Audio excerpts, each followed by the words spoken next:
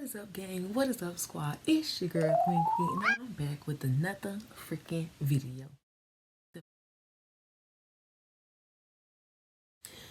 So, then they're telling us, like, we're gonna get you as much help as we can.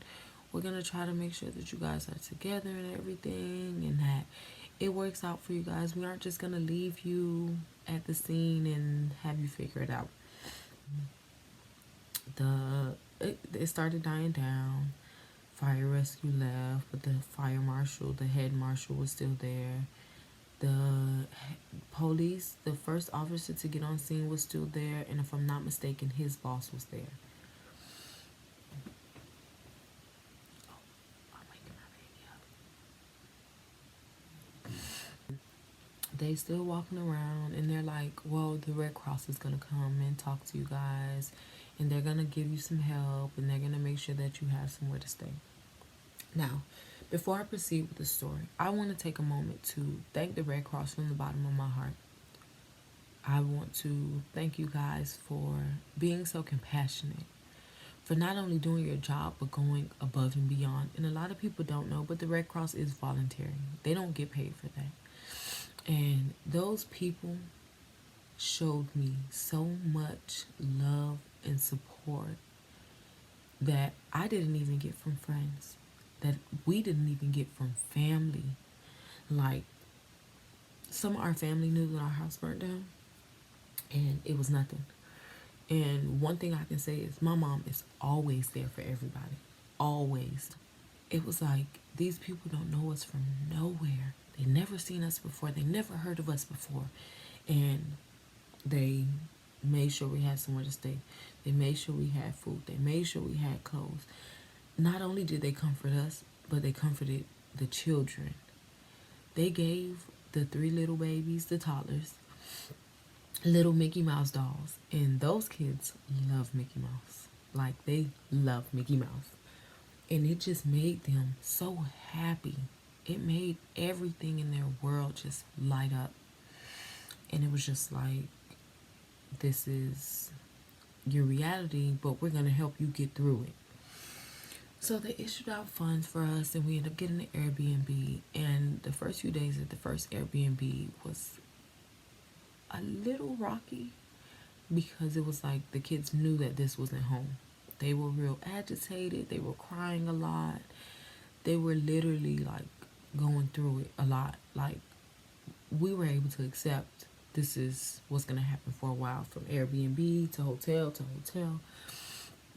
But the kids didn't really take that very lightly. It was kind of weird to them. And by the time we got to the second Airbnb, it felt more like a home. It was more spacious, so they were able to run around. It was other kids in the area. So it was like, okay, maybe they can do this. So we moved around from Airbnb to Airbnb, and it got to a point where it was like, okay, well, now what's everybody gonna do individually? Because moving as a unit right now can't happen. We all can't go together. We all can't stay together. So what are we gonna do? So what we end up doing is everybody went their separate ways, and that was also something that broke me. I rarely spent time away from my little sister. As far as my older sisters, like, my older sister didn't live with us permanently. Like, she did when we were younger, but as far as with her kids, she didn't live with us permanently.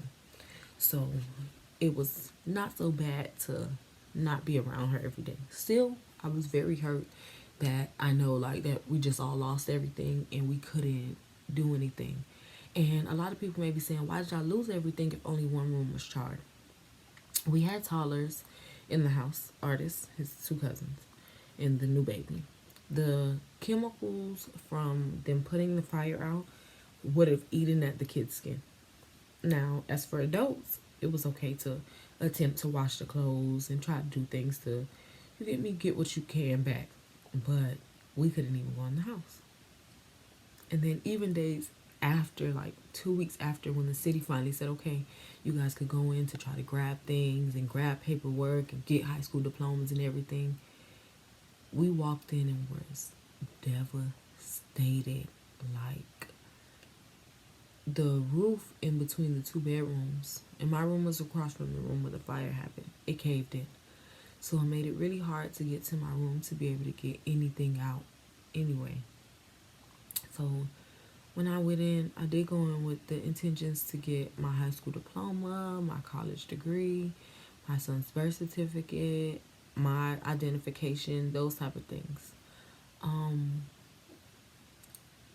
Everything was, all the clothes were still perfectly folded, but it's like if when the smoke went through the house, there were little dancers that picked up the shirt, let the smoke go all over it, and folded it right back and put it back. The clothes in the closet were charred. Every white shirt that was in there was pitch black. My high school diploma I was able to save because it was still wrapped in a protective layer. My college degree, not so much, but I still held on to it. My son's birth certificate, literally all you can see on there is his father's date of birth. You can't see his name, you can't see any of that. My sister, as far as with the new baby, my little sister, all of his items were through his bed, his car seat, his blankets, his clothes, his Pampers, like everything. They told us, like, no, you guys cannot put that on his skin. Like, there's no way you're going to be able to use that. No way possible. And it's just like every time we talk to somebody pertaining to the house, like when they would tell us we couldn't go in, or they would say, no, you couldn't use this, it just got more and more devastating. Like, it just started to really sit in us, really sink in us, like, yo, this is our new life. Like, at 26, I'm starting over from scratch. And not like when people pick up and move to a new town, like, I have no choice. Then it's not just me starting over. It's my sister, her 2 kids, my older sister, her 3 kids, me and my toddler, my mom. And I commend my mom because if she never showed me strength before, at that very moment of the fire and days after, she showed me that no matter what happens, that you always stand firm with your family, that you make sure that you make the best of anything. We had our lives, and I'm so thankful, so grateful that nobody died in that fire. I wouldn't even been able to process having to go to a funeral, plan a funeral, and know that we can't even go back into the house. I'm sure we probably wouldn't have wanted to after somebody passed in it, but it's like that would have been 2 horrible things. So time went by, and I did end up relocating to Fort Myers. My little sister and her fiance, they got a place, which was getting ready to happen anyway. My older sister, she relocated. My mom relocated, and it was just crazy because during the time before we all separated, anytime we would sit down and think about it, all you kept hearing was, I never thought it would happen to us. I never seen it happening to us. Like, how could it? Like, yo, like, we didn't know, like, that this was gonna happen. We didn't plan for this to happen. Like, we were hurt. We are hurt. It's just easier now to keep moving forward. You get me? It's 2020, and I know that this year holds blessings for us because where else is there to go? We're at the bottom. Where else is there to go other than up? We lost everything. It's nothing to start over now. It's not like somebody's like, here, let me give you a rule book or the guidebook to start over. No. We figured it out. We kept going. We kept our heads up for the sake of our kids watching. And again, my mom is the biggest reason I was able to keep my head up because I didn't see her fold. I seen her cry. Yeah, she shed tears because she lost her whole life. That was everything. But materialistic things can come back. There's no bringing someone back from the dead. And it took me the first few days after the fire to actually know, like, it's okay that everything is gone. It's all right because it's going to come back tenfold. It's gonna come back with more blessings. It's gonna come back with better things than you had before. But you have your life. You have your son. I don't know how I would have processed losing my child that's been on my hip every day since he got here. I don't know how I would have processed telling my sister, your children didn't make it. I just don't. I don't see that being able to happen.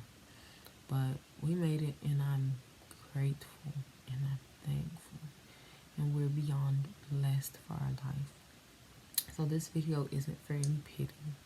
It isn't for any sympathy. It isn't for any of that. It's just to simply tell the story that a lot of people have been wanting to know. And I hope that I gave you a good understanding. I hope that you were able to just get the questions answered. Now, I know there's going to be a question to say, how did the fire start? I'm not the owner of the house. And it's certain things that the detectives couldn't release to us. It's certain things that will just forever be questions in our mind. So that will be one of those things. We don't know exactly how it started. We don't know exactly what took place. We are alive, blessed, well, and healthy. And I thank everybody for the support that we got. I thank those that sent the prayers. I thank those that called, the texts, like that. Even now, people still check on me. Even now, and when I say people, it's literally a handful of people, but tough times show you who's really for you. And it just, it's gonna be okay. We're all okay. We're gonna be fine. So that's the end of my story time. I need y'all to go ahead and like this video up. Go ahead and comment down below.